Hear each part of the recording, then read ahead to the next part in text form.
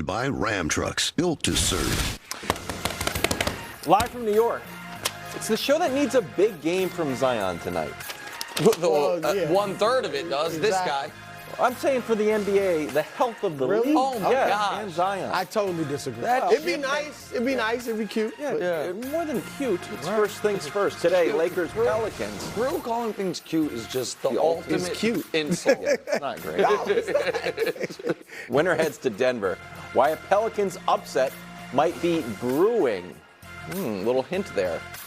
Meanwhile, Chris Broussard's official NBA ballot is in. The surprise picks for MVP and Defensive Player of the Year. Our statisticians disagree with both of those. And finally, a special playoff edition of the freshest ranking in all sports. Again, it's a rich tapestry. It's King of the Hill alongside Chris Broussard. I'm Kevin Wildes. Nick, any surprises on the Hill? How is it different playoff edition? Well, we'll see that in an hour, but I'll tell you this much. Steph's lucky that King of the Hill is a Tuesday franchise and not a Wednesday franchise, or else he might not have a place on the playoff edition. Oh, wow. King of the Hill after tonight. Where's the beam, Rick? Where's the beam?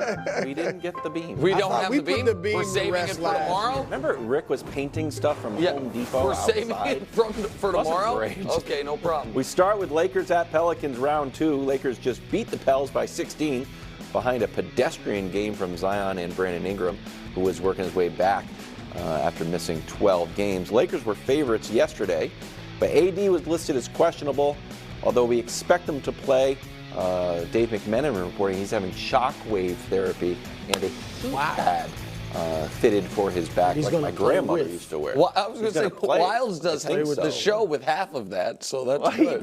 Yeah, not the shockwave therapy. But now they're underdogs, just by 1 point. Brewer, are you surprised by this? I'm not surprised. I'm gobsmacked. I can't start every I'm utterly astounded. Do it all the time. No, I'm serious. I'm shocked. Let's count the ways the Lakers should be the favorites. Okay. They have the two best players on the floor. Yeah. Without question, LeBron and AD.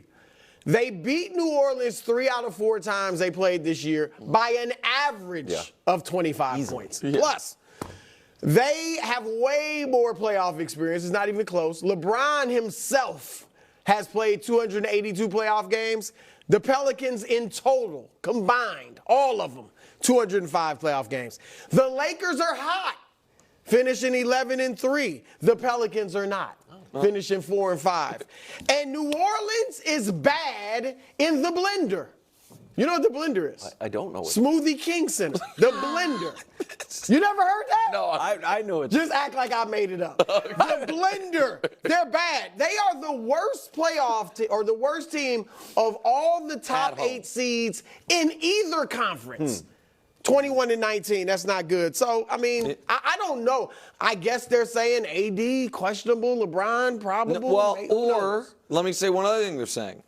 They're saying that the Lakers might agree with some of my favorite media members and some of my least favorite media members, to be fair. I won't say who's who. Well, I'll say Colin on the favorite list.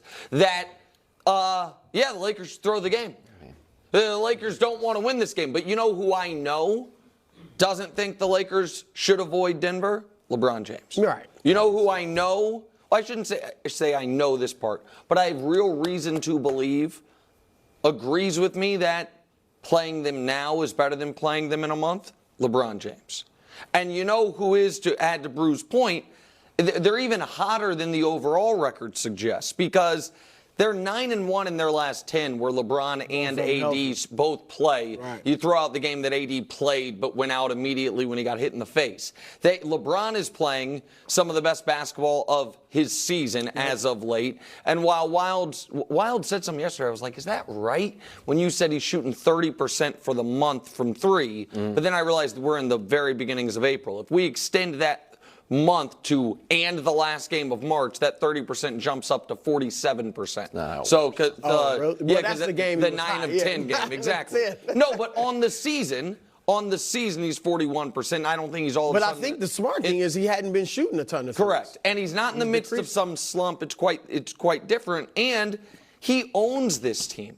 Yeah. There are certain teams that just, no matter how old LeBron gets, if he's healthy, he can put his head down and get to the rim. And the Pelicans are one of those teams. This year against New Orleans, he's a 55, 60, 90 guy and does everything he wants, scoring and distributing. And then there's one other piece to it, which I think lends itself somewhat to our next conversation, but I think is more relevant to this one right here, which is LeBron has, in my opinion, always taken note of things that matter to the NBA. Whether it's the in-season tournament, right? Whether it is the, his importance there, and also, except for the All-Star game. The All-Star game. I'm just playing. And I think once upon a time, when everyone took it seriously, he took it quite seriously. Yeah, but the point being, he also has taken note on anyone the NBA tries to position as his rival or heir apparent. Yeah. And you saw in the 2016 finals when he had the moment with Steph and did the shoulder shrug, like, get out of here, because he was being positioned as a rival. Yeah. Zion was, yeah, that is fair, but I'm saying I think he takes it personally, whether it's fair or not.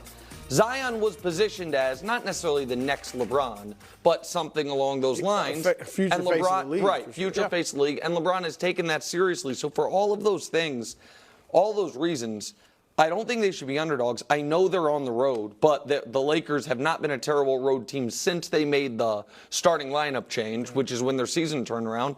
And they just played a game almost as important on Sunday, and it was never close. Yeah. If this does turn in the Pelicans' way, and I don't want to give too much credence to the throw of the game theory, Steph has to go all out. It's win or go home. Right. If the Pelicans have a nice lead in the fourth quarter, do you think LeBron will be like, you know what?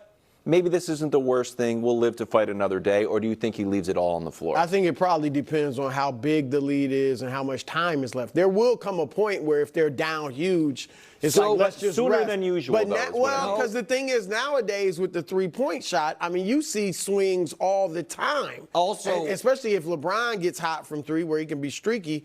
So I think they would go for it within reason. That was the exact situation, if you remember. We had this exact conversation 1 year ago when they were in the 7-8. LeBron was dealing with the foot injury. Yeah. And I remember us discussing the worst case scenario for the Lakers, worse than being blown out by Minnesota, would have been a tight loss, or where he plays a ton of minutes. Overtime, and if you remember remember that game, they were down double figures in the fourth quarter. They end up. He hits, I think it was Schroeder, someone in the corner, maybe not Schroeder, someone in the corner for a three. Might have been Schroeder. And then AD fouls Conley, and it does go to overtime, and the Lakers end up winning.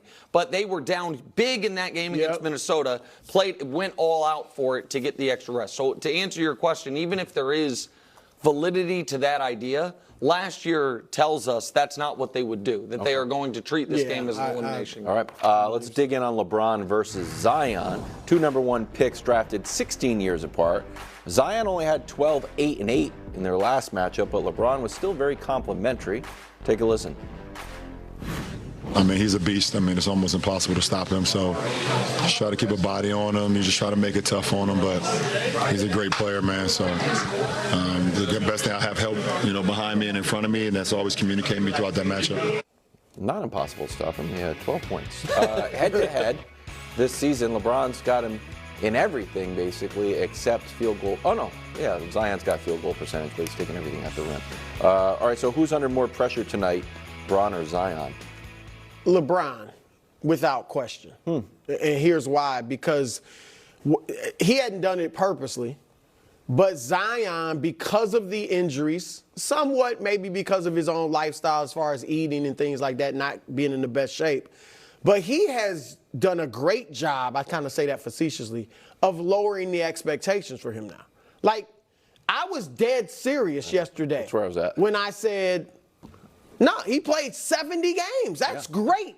That's all I'm expecting at this point. Goodness gracious. All right, now, if they win tonight or get to the playoffs, then we can start building up the expectations again for Zion. But let's be honest, we've moved on.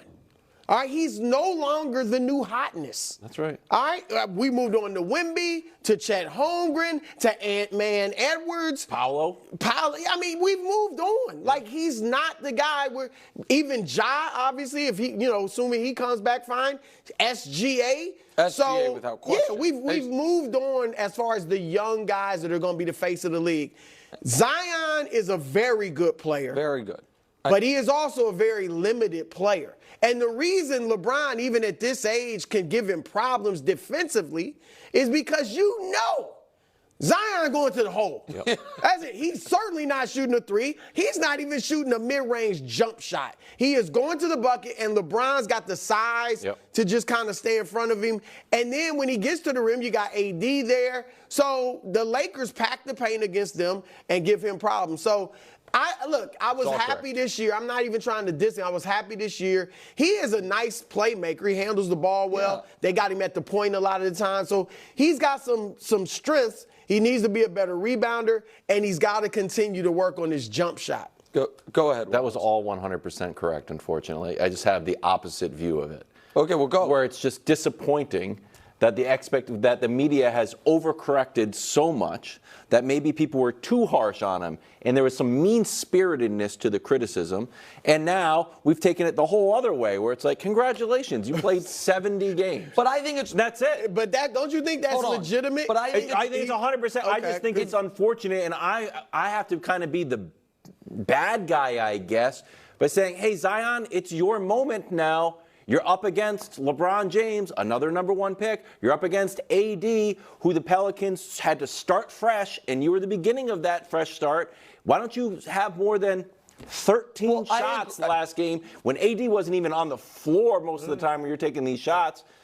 It's frustrating that the expectations are so low for him. Oh, so here's maybe I'm splitting the difference here a bit.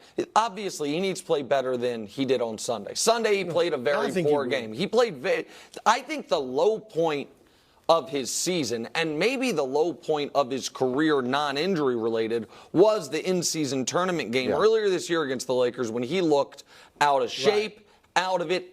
Since that moment, intensity-wise, too, did you see in both those instances? Yes. But the point I was going to make is the 2 games in between and the breadth and width of his season in between those 2 games, he played really well. He played well in both of the other 2 games, even though the really good games, right? And the Pelicans won 1 and lost 1. And I don't have a ballot, but I do the exercise every year of what my All-NBA teams would be. And 13 of the 15 All-NBA spots were pretty obvious who the names were going to be. We can argue about second, third team. Right. And then the final 1 or 2 All-NBA spots, there were 8 guys to me that I strongly considered. And I texted Brew to see if he and I were in the same boat. Seems like maybe I was a little higher than you on Zion. But he's going to get All-NBA third-team votes. I don't think he's going to make the team. I bet he shows up on some ballots. Point being, he had a good season by any realm of expectation. It's not just like, oh, okay, he just played 70 games. Right. He was the best player on a team that had 50, was in the 50-win vicinity, was on a 50-win pace, and he stayed healthy and played well and was a legitimate, I know he didn't make the All-Star team, but played if you named an All-Star team today, I think he would make it. And so if it was based on the full season. And so I think he played really well this year. But the answer is it's always LeBron. LeBron is always under more pressure because he is judged by such different standards and he's chasing a ghost. And so because of that, the answer will, no matter who you're playing, there is more pressure on LeBron James. And not to get too much on a tangent, when they face Denver, more pressure on Jokic. I disagree. I disagree. Because if Jokic loses, it is a huge disappointment and failure. Okay. If they're expected to lose, the Lakers. We can maybe have that argument another day. I just think that that in basically every scenario he's in, he's under the most pressure, but certainly tonight. Because even though they're not the underdog or they're not the favorite, people think they're I think the public thinks they're the favorite. I think so. I think Zion thinks they're the favorite. I'd like to see Zion come out and shoot the ball 22 times. Head to Sacramento. Both Warriors